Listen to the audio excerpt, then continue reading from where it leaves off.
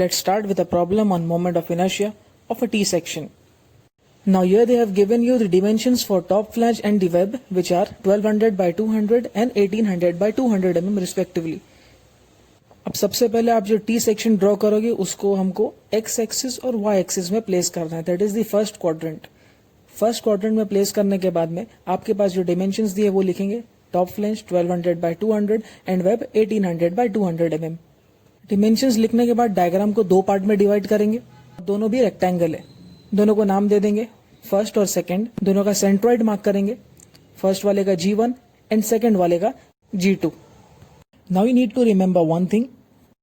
A T section is symmetric about y-axis. So for a section symmetric about y-axis, one should not calculate x1, x2 and x bar.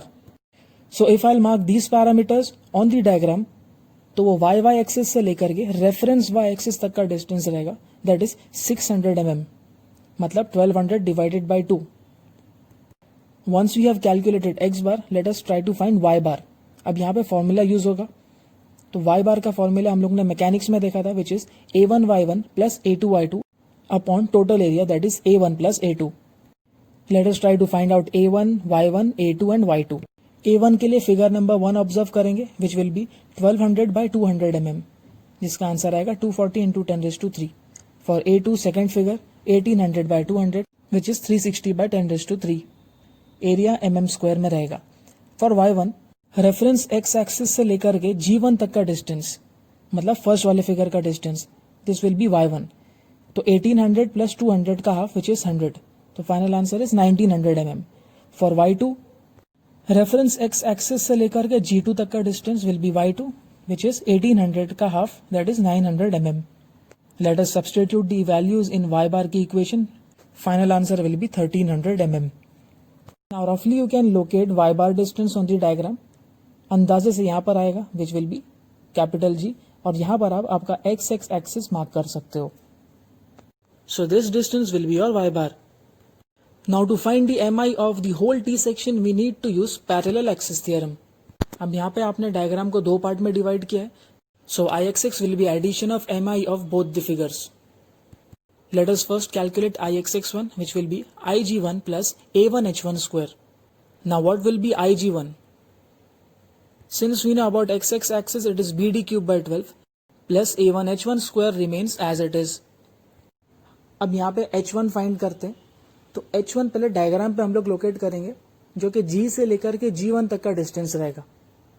अब यहाँ पे x axis से लेकर के G1 तक का distance is y1.